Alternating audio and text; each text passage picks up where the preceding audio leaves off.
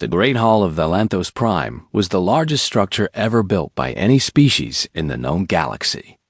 Its walls were made of living crystal that changed color with the mood of the beings inside. Today, the crystals glowed a calm blue as over 300 different species gathered for the Centennial Assembly of the Galactic Council. Ambassador Lena Brooks sat in the human section with her small team.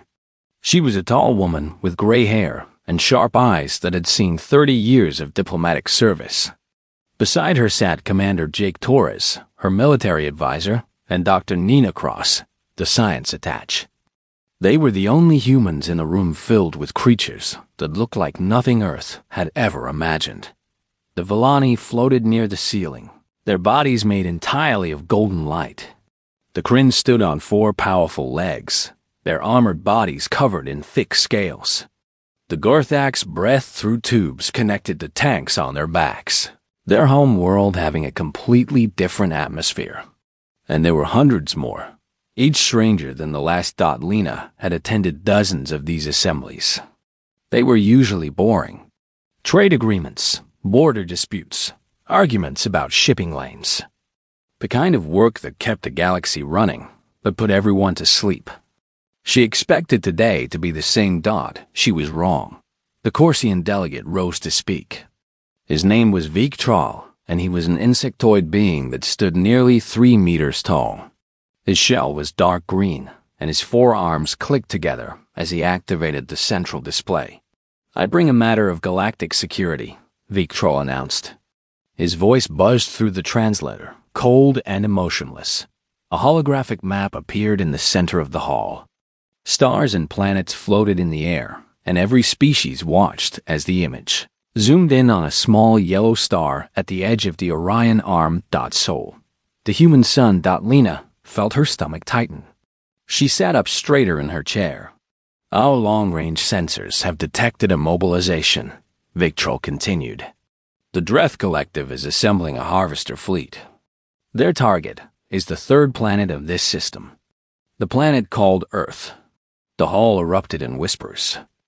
The crystals in the walls flickered from blue to a nervous yellow. Lena heard the word Dreth repeated in 100 different languages, and in every voice she heard fear. Commander Torres leaned close to her. "Ambassador, we need to contact Fleet Command immediately." Lena nodded but kept her eyes on the display. She had heard stories about the Dreth. Every species had.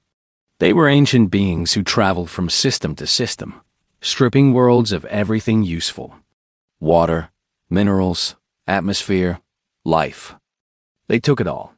In 10,000 years of galactic history, no civilization had ever survived a Dreth harvest. The Council Arbiter, an ancient being called Moltric, raised a tentacle for silence. "This is indeed grave news. We must discuss how the Council will respond." "What is there to discuss?" The Villani ambassador's voice was like wind chimes. "The Dreth cannot be stopped. The humans must evacuate what they can and find refuge elsewhere. Perhaps they could settle in the neutral zones," suggested another delegate. "A few million might survive if they leave immediately." Lena listened to them talk about the death of her world like it was a minor inconvenience. They discussed evacuation percentages and refugee quotas.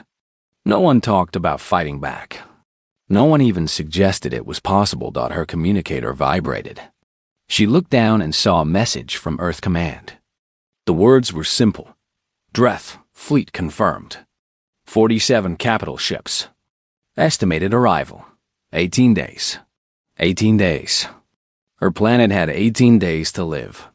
Her daughter lived in Seattle. Her grandchildren were in school right now, learning math and history, not knowing that an alien fleet was coming to destroy everything they had ever known. Lena stood up. Her chair scraped against the crystal floor, and the sound echoed through the hall. Every eye, every sensor, every optical organ turned toward her. Commander Torres and Dr. Cross stood with her. The entire human delegation rose as one. The Arbiter looked surprised. "Ambassador Brooks, the discussion is not finished. We must coordinate a response." Lena looked at the ancient being. She had always respected the council, had always believed in diplomacy and patience and working within the system. But the system had no answer for this. The system had already decided that Earth was dead. "There is nothing to discuss," she said. Her voice was calm, but her hands were shaking. "We are leaving? The arbiter seemed confused. "Where will you go?" "Home." She turned and walked toward the exit. Her team followed without hesitation. Their footsteps were the only sound in the massive hall. 300 species watched in stunned silence as the humans moved toward the door. "Ambassador Brooks," the arbiter called after her. "What do you expect to accomplish? The Dreth have never been defeated. Your fleet is small. Your technology is young. You cannot win this fight." Lena stopped at the doorway. She turned back to face the council one last time. The crystals on the walls had turned a deep purple, the color of confusion and sorrow. "We're not asking for your help," she said. "We're not asking for your advice. We're going home to stand with our people. That's what humans do." She walked out. The doors closed behind her in the great hall. Silence hung like a heavy fog. The delegates looked at each other with expressions of pity and disbelief. They had seen species die before. They had watched civilizations fall to the Dreth with prayers and screams and desperate pleas for mercy. But they had never seen anyone react like this. The Kryn delegate, a scarred warrior named Grothmer, was the first to speak. He had fought alongside humans once, years ago, in a small border conflict. He remembered how they had refused to retreat, even when they were outnumbered. He remembered the look in their eyes. "They are not running away," he said quietly. "They are running toward the fight." The Vellani ambassador made a sound like sighing wind.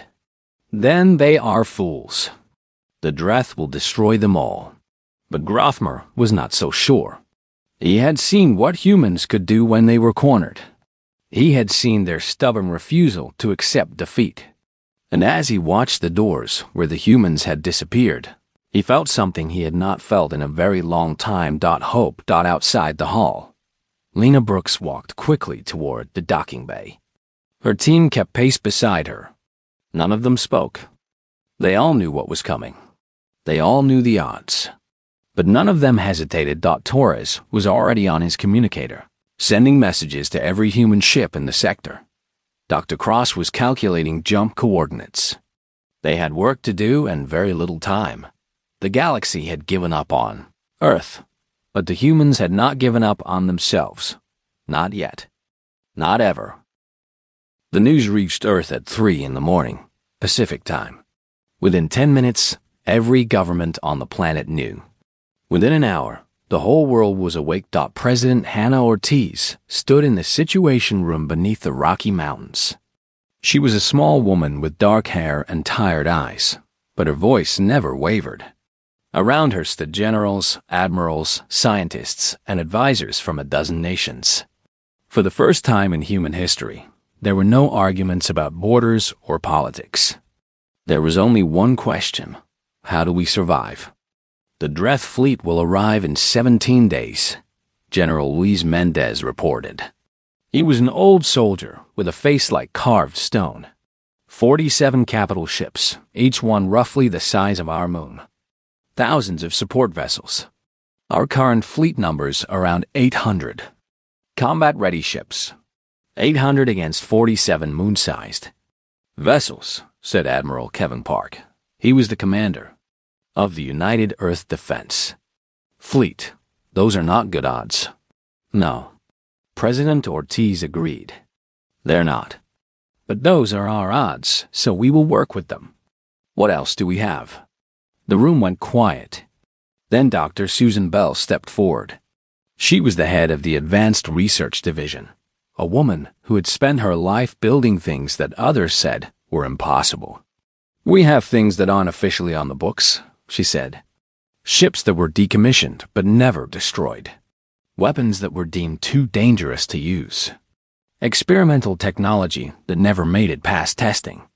If we throw everything we have into this fight, we can field a much larger force." "How large?" Ortiz asked. Dr. Bell looked at her tablet. Possibly 3,000 ships.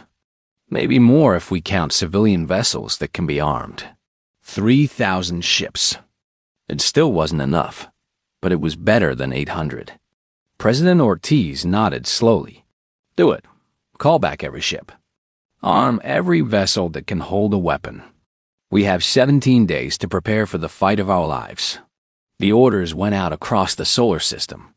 On Luna, shipyards that had been closed for years suddenly roared back to life. Workers who had retired decades ago returned to their stations. Young people who had never held a wrench learned to repair engines in hours instead of weeks. On Mars, the mining colonies stopped digging for ore and started producing ammunition.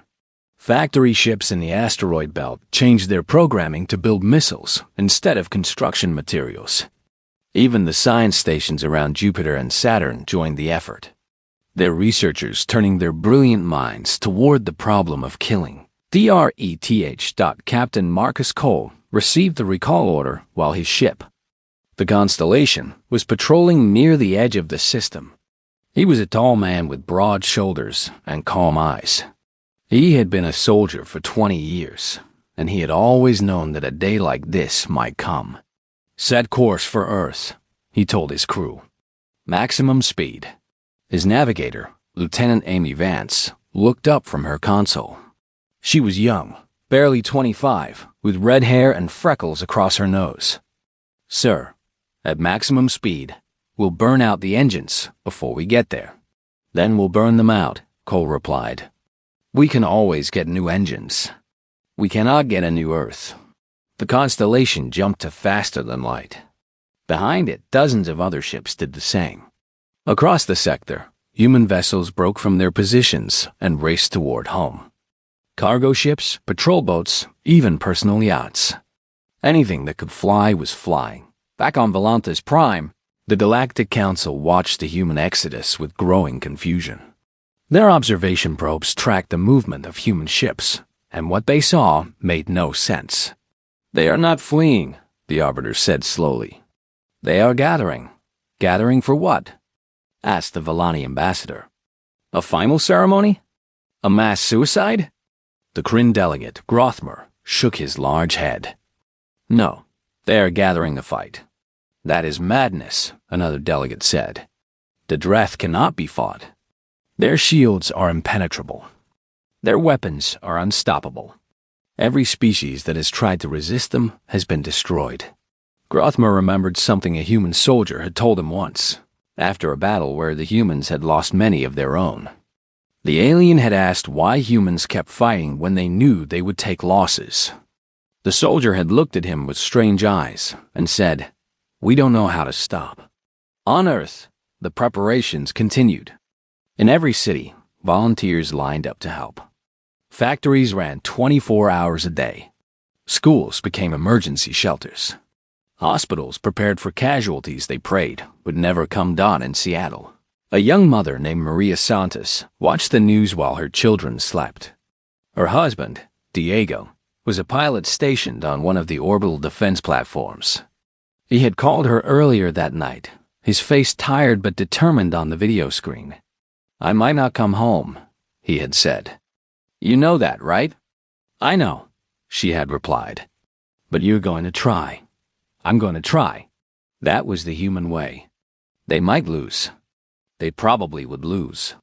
But they were going to try. In the depths of space, the Dreth fleet moved steadily toward Sol. Fleet Commander Drethax reviewed the data on the target system with cold satisfaction. The third planet was rich with water and organic life. The indigenous species had primitive technology and a small defense force. This would be an easy harvest. Drethax had destroyed 37 worlds in his long life. He had watched civilizations beg for mercy and crumble into dust. He had never lost a battle, never even faced a real challenge. The humans would be no different, but as the fleet drew closer to Sol, the sensors began to pick up strange readings. Ships were moving everywhere in the system, not fleeing outward, but gathering inward, forming patterns, taking positions. What are they doing? asked one of Drethak's officers. The fleet commander studied the display. They are preparing to resist. Foolish creatures. Yes, Drethak agreed. Foolish. But somewhere deep in his ancient mind, a small voice whispered a warning. These humans were not acting like prey. They were not running. They were not hiding. They were doing something that Drethak had never seen before. They were getting ready to fight back, on Earth. President Ortiz addressed the world one more time. She stood in front of a simple backdrop. No flags or symbols, just a woman talking to her people. They are coming, she said. They think we are weak. They think we will break. But they have never met us before. They do not know what we are capable of. They do not know that humans have spent their entire existence fighting against impossible odds.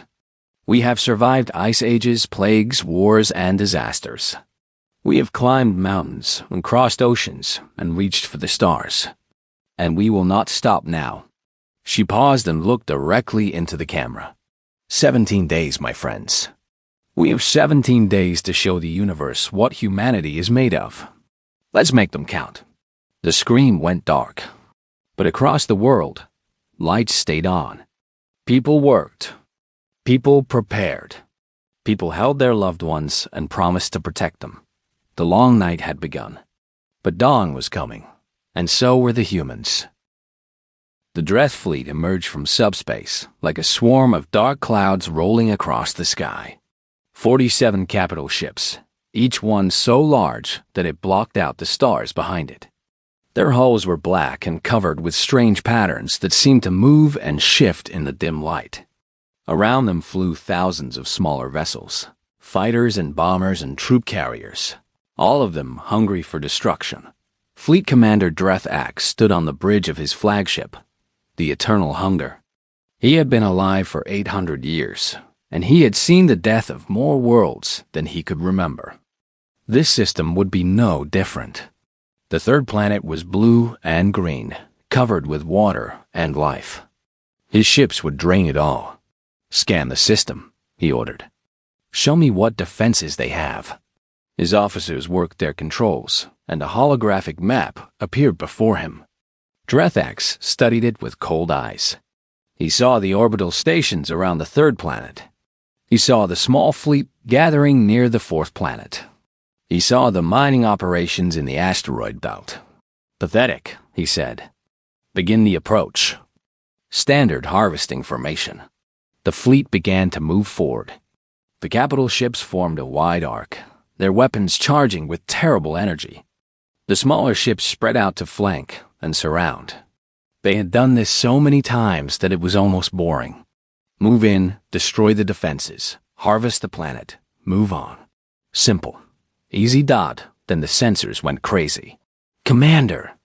An officer shouted. Multiple contacts emerging. From behind every planet in the system, ships appeared.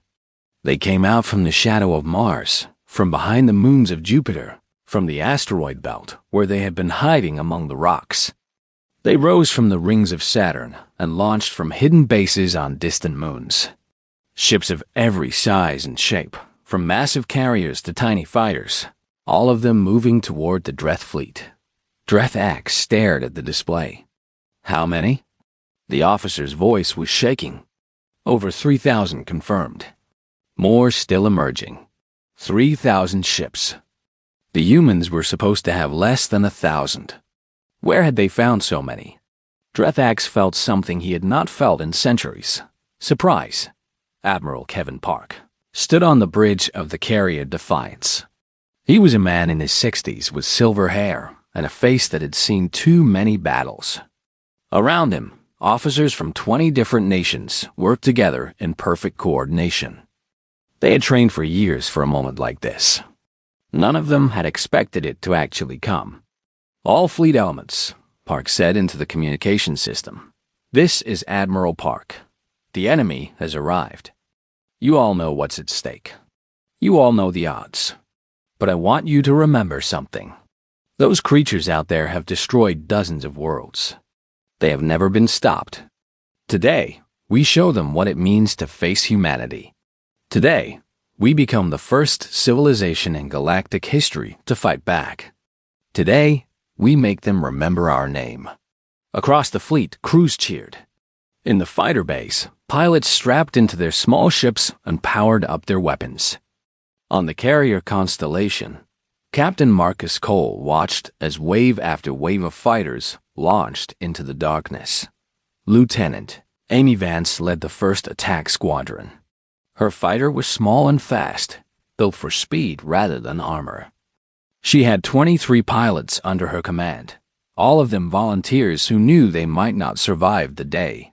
"Stay in formation," she told them over the radio. "Target their sensor arrays first. If they can't see, they can't shoot." The fighters streaked toward the Dreth fleet like a swarm of angry insects. The alien ships were so massive that they blocked out the sun, casting long shadows across the battlefield. But Amy was not afraid.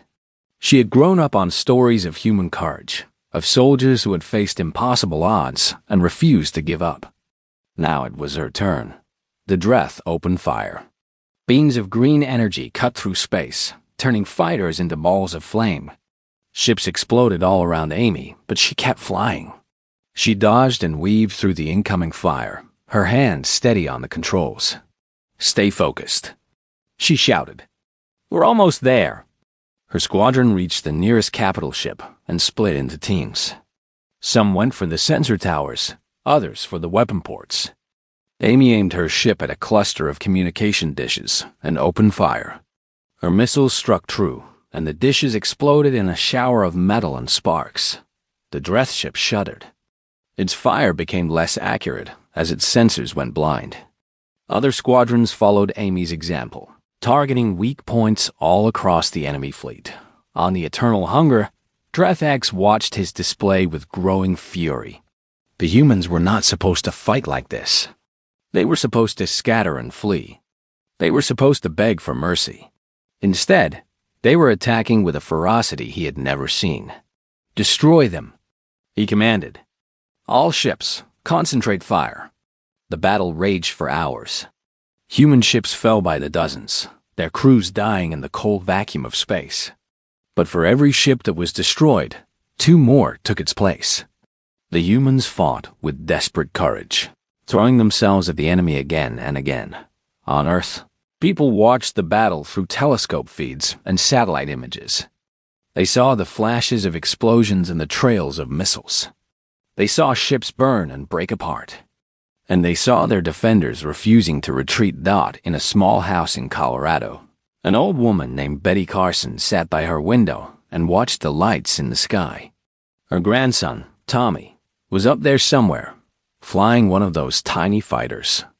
She had told him not to go, had begged him to stay safe.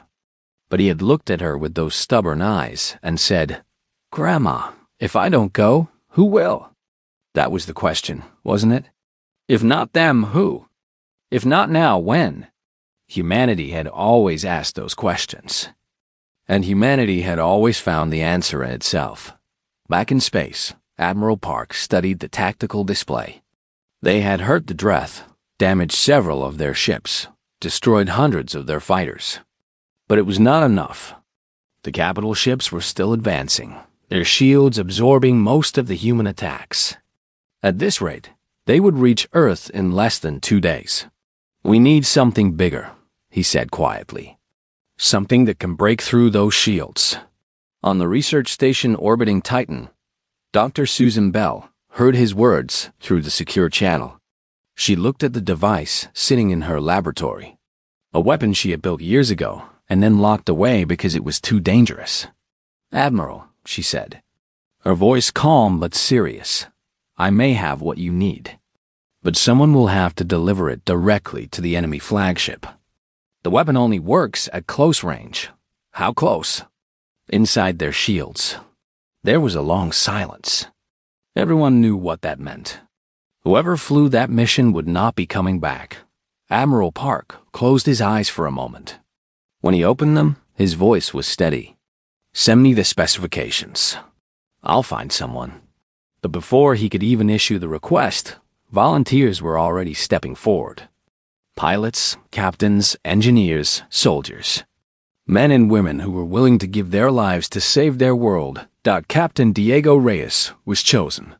He was a quiet man with dark hair and sad eyes. His wife had died 2 years ago, and he had no children. When they asked him why he volunteered, he simply said, "Someone has to go. I have less to leave behind." They loaded the weapon onto his ship. It was a small device, no bigger than a suitcase, but it contained enough power to tear a hole in space itself. Diego looked at it for a long time before climbing into his cockpit. "Tell my sister I was brave," he said to the deck crew. "Tell her I did something that mattered." His ship launched into the darkness, heading straight for the heart of the Dreth fleet. The storm was coming, and humanity was not going to hide from it. Captain Diego Reyes flew alone through the chaos of battle. All around him, ships exploded and burned, filling space with debris and fire. He kept his eyes fixed on his target, the Eternal Hunger, the massive flagship of the Dreth fleet. It was bigger than anything he had ever seen, a mountain of dark metal floating in the void. His hands were steady on the controls. His heart was calm. He had made peace with what he was about to do. Some people might call him a hero. He didn't feel like one. He just felt like a man doing what needed to be done. The Dreth saw him coming. Their smaller ships tried to intercept, but human fighters swarmed around them, drawing their fire away.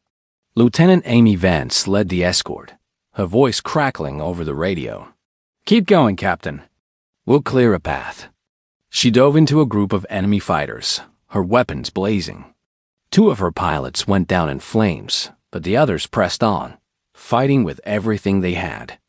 They were buying Diego time with their lives. Diego reached the outer edge of the Dreth shields. This was the dangerous part. The shields were designed to stop missiles and energy weapons, but they would let a small ship pass through if it was moving slowly enough. Of course, once he was inside, there would be no escape. He slowed his ship and slipped through the shimmer of the energy barrier. For a moment, everything went quiet. He was inside the shield bubble, alone with the massive flagship. The hull stretched before him like a wall of darkness, covered with strange symbols and ugly weapons. "I'm in," he reported, beginning final approach. On the Defiance, Admiral Park watched Diego's signal move closer and closer to the enemy flagship. Every person on the bridge held their breath. They all knew what was about to happen. "Good luck, Captain," Park said softly. "And thank you." Diego didn't respond. He was too focused on his flight path. He aimed for the center of the ship, where the command bridge was located.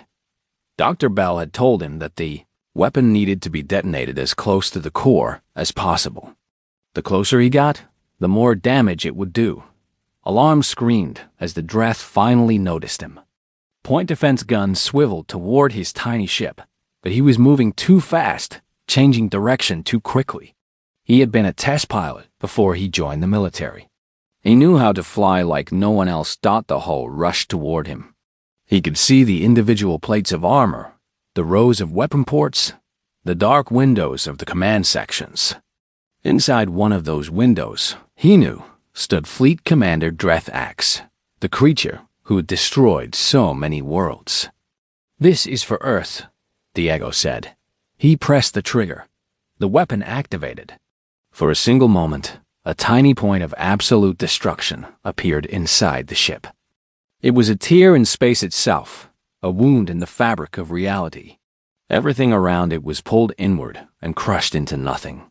The Eternal Hunger tore itself apart from the inside. The explosion started at the center and spread outward in a wave of fire and broken metal. Diego's ship vanished instantly, consumed the same destruction it had caused. But the damage was done. The flagship broke into 3 pieces and drifted apart, fire pouring from its wounds. Every system on board failed at once. Fleet Commander Dreth Axe died without even understanding what had killed him. He had survived 800 years and conquered 37 worlds. And in the end, he was destroyed by one human with nothing left to lose.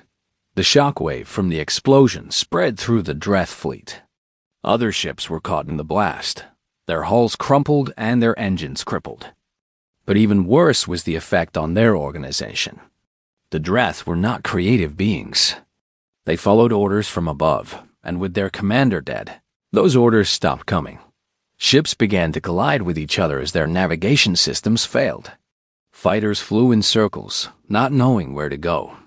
Some vessels tried to retreat, jumping into subspace without proper calculations and emerging inside asteroids or in the hearts of distant suns. Admiral Park saw the chaos spreading through the enemy formation. He knew this was their chance. "All ships," he commanded, "press the attack. Give them everything we have." The human fleet surged forward. They hit the confused Dreth like a hammer, driving deep into their broken lines. Carriers launched every fighter they had. Battleships fired their main guns at point-blank range. Even the civilian ships joined in, ramming enemy vessels and detonating their cargo holds. On Earth, people watched the battle turn. The flashes in the sky changed from slow and scattered to fast and constant. Word spread through the cities and villages. The flagship was down. The humans were winning, but the fight was not over. Some of the Dreth ships recovered their coordination. They formed a defensive circle and began a fighting retreat toward the edge of the system. 39 of their capital ships had been destroyed or disabled, but 8 remained, and those 8 were still deadly. The battle moved from open space to close combat. Human Marines boarded damaged Dreth vessels, fighting through narrow corridors with rifles and grenades. Sergeant Ryan Cho led a team through the smoking hallways of a crippled harvester ship, his soldiers clearing room after room of the insectoid enemy. "Keep moving," he shouted. "We need to reach the reactor core." The Dreth fought hard. They were bigger than humans, stronger, and had 4 arms each. But they were also confused and afraid. They had never been boarded before. They had never faced enemies who got close enough to look them in the eye. Ryan's team reached the reactor and planted their charges. They barely made it out before the explosion tore the ship apart. Another enemy vessel gone. Another step toward victory dot in the skies above Tokyo. Lieutenant Amy Vance chased the last Dreth fighters through the upper atmosphere. Her own ship was damaged, leaking fuel and sparking from a dozen hits. But she refused to give up. She had lost too many friends today to quit now. She locked onto the final enemy fighter and squeezed the trigger. Her last missile struck true, and the alien ship spiraled down into the ocean, trailing smoke and fire. "This is Vance," she reported, her voice exhausted but triumphant. Airspace clear. Across the solar system, the story was the same. Human ships hunted down the retreating Dreth, destroying some and driving others away. By the time Earth's sun rose over the Pacific Ocean, the Dreth Collective had lost almost everything they had brought. The survivors fled into deep space, their subspace engines screaming as they ran. They broadcast warnings on every frequency. Do not go to Sol. Do not challenge the humans. They are not prey. They are something else. Something terrible. On the orbital platform where the fleet commanders had gathered, Admiral Park finally allowed himself to sit down. He was old and tired, and the weight of the past few days pressed down on his shoulders. So many had died. So many good people who would never see their families again. But they had done it. They had beaten the Dreth.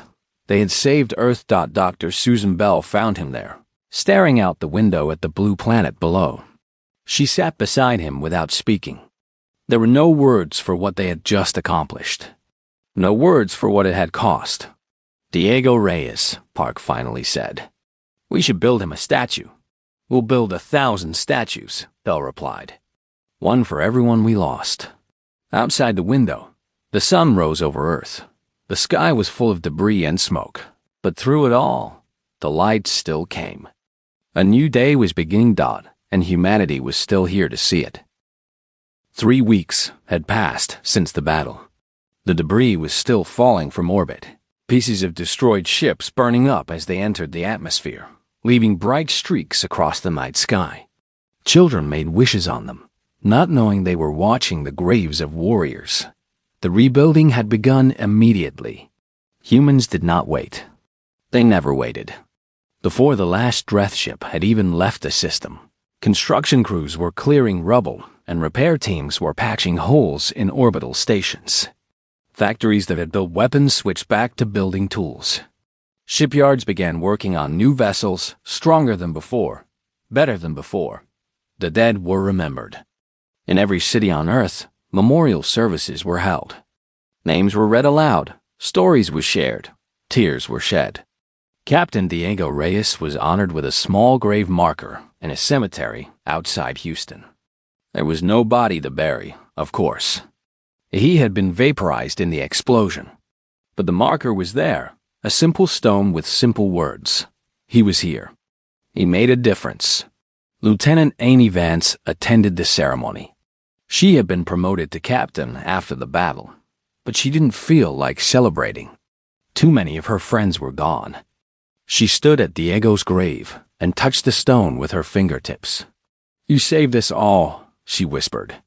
"I hope wherever you are, you know that." On Valanthos Prime, the Galactic Council reconvened.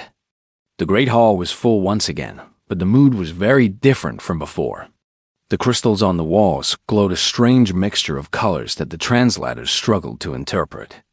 Something between amazement and fear. Ambassador Lena Brooks entered the chamber.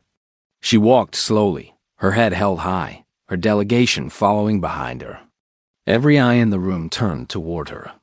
She could feel the weight of their attention, the questions they were too afraid to ask. The Arbiter, Moltrick, gestured for silence. "The Council recognizes the ambassador from Earth." Lena stepped to the central platform. She looked around at the assembled species, at the beings who had written off her world as lost. They had expected her to come begging for aid or crying about her losses. They didn't understand. "3 weeks ago," she began, "you told us to run. You told us to evacuate our world and find somewhere else to live. You told us that the Dreth could not be stopped." She paused and let her words sink in. "You were wrong." A murmur ran through the hall. The Vellani ambassador shifted uncomfortably, her light flickering with embarrassment.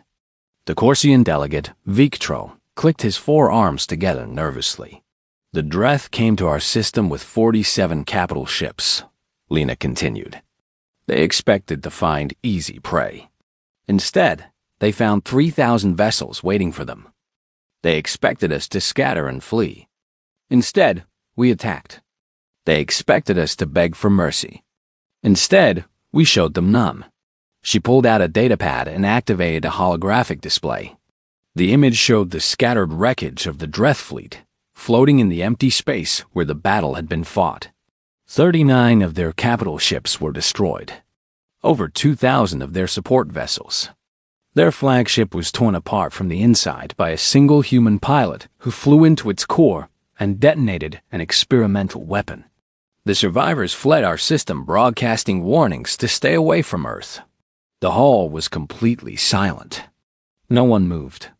No one breathed. "We did not do this because we are stronger than the Dreth," Lena said. "We are not. We did not do this because we have better technology. We do not.